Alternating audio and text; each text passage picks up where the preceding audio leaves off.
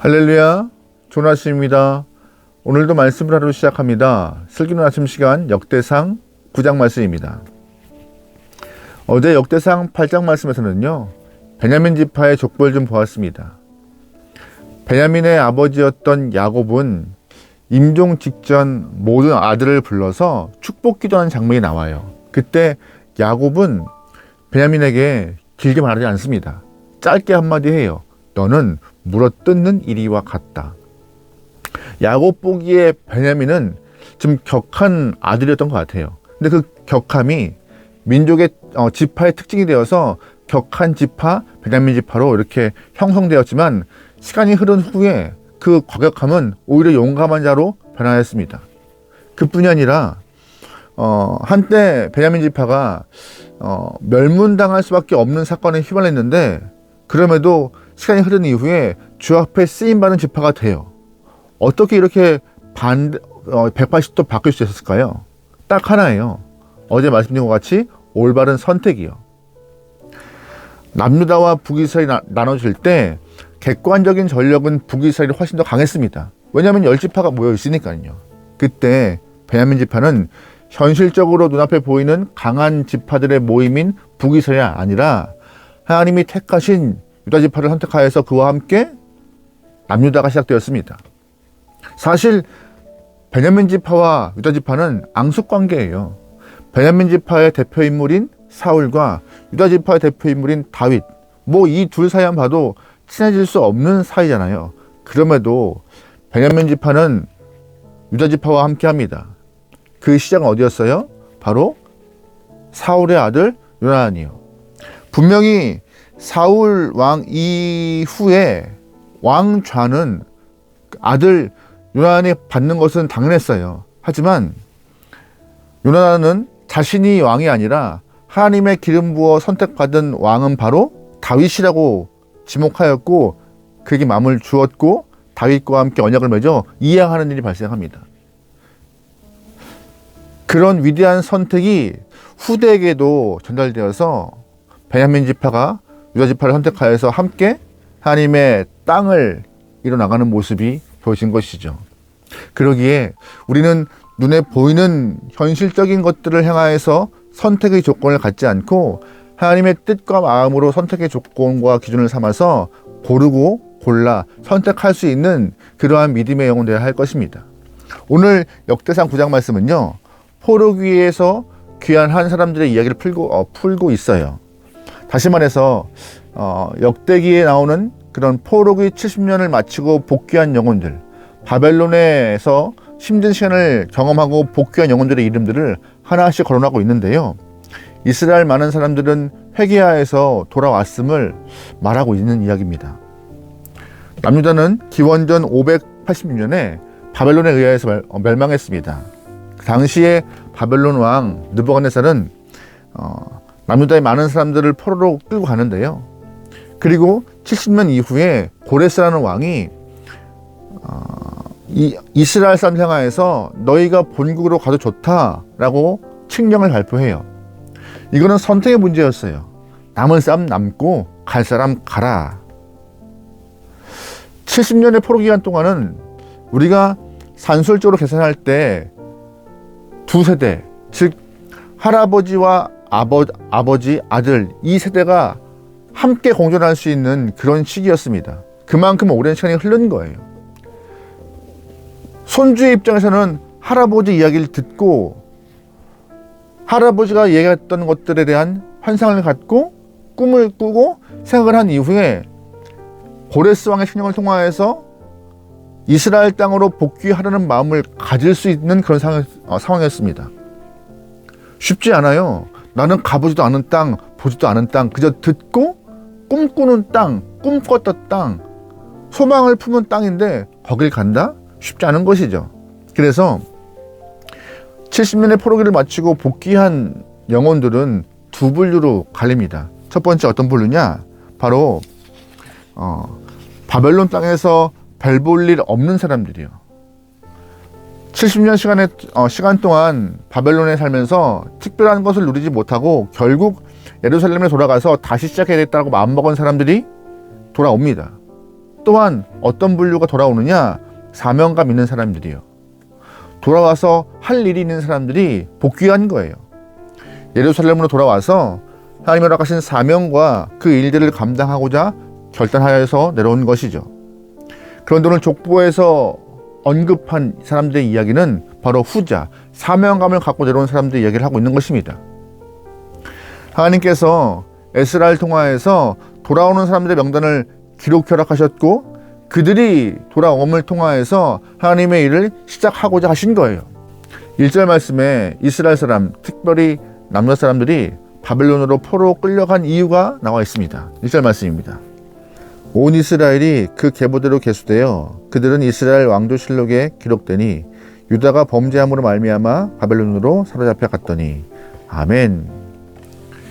남유다가 멸망한 이유는 범죄함이라고 1절 말씀 말하고 있습니다.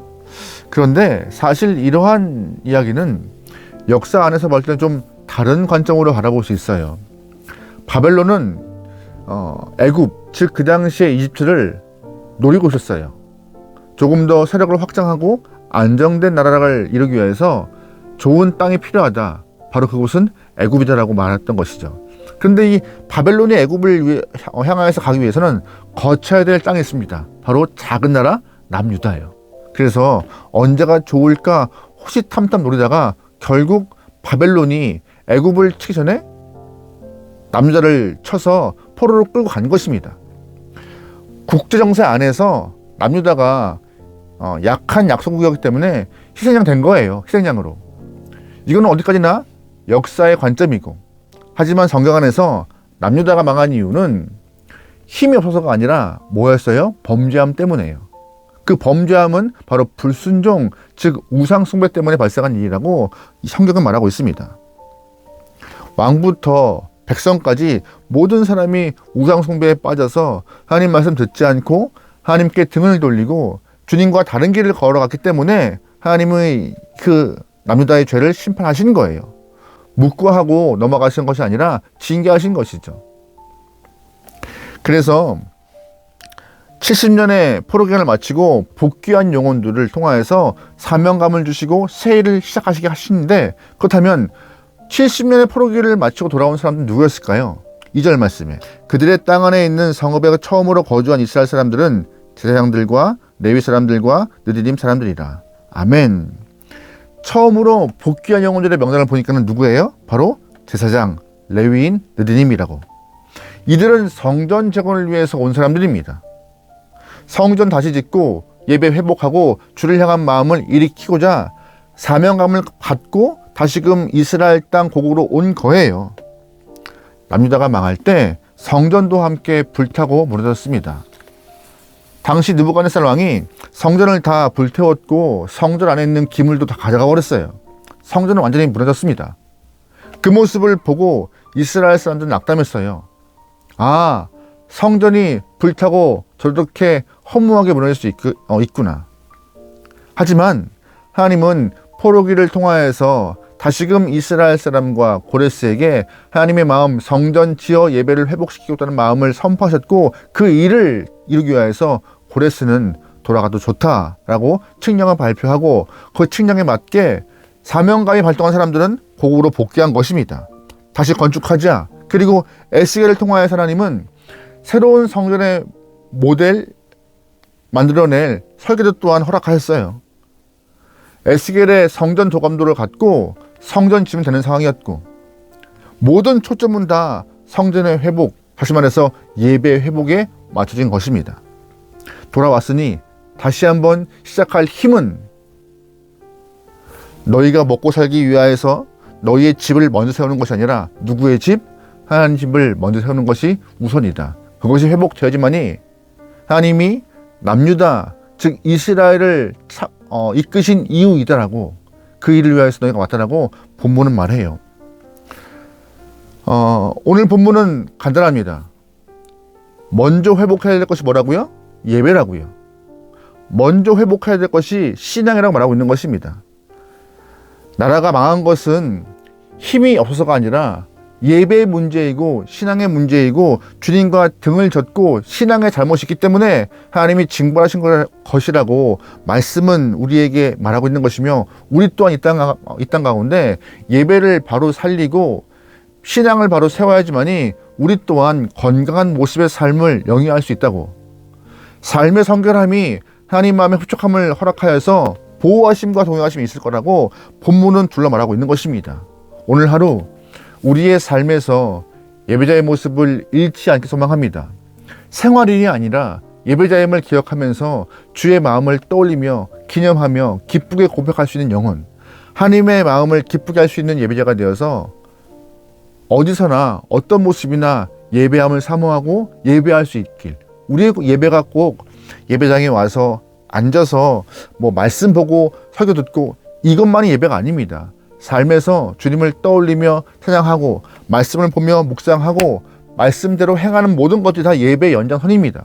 그런 예배의 삶을 여러분들이 오늘 하루 살아내기 소망합니다. 그 모습을 주님은 원하고 계신 것이에요.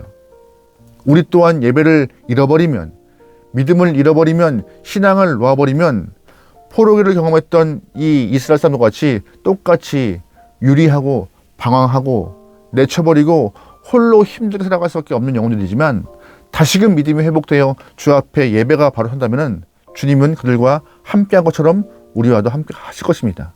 여러분, 그러기에 오늘 하루 예배자의 모습을 잃지 않고 바로 설 수 있기를 소망합니다. 기도하시겠습니다. 하나님, 이 땅 가운데 예배자로 바로 설 수 있는 귀한 영혼들에게 허락하소서. 주님을 기억하고 주의 영광을 위하여서 땀 흘리는 귀한 영혼, 하나님의 마음을 드러내기 위하여서 매 순간 애쓰는 영혼 되어 예배자의 모습을 잃지 않게 허락하소서.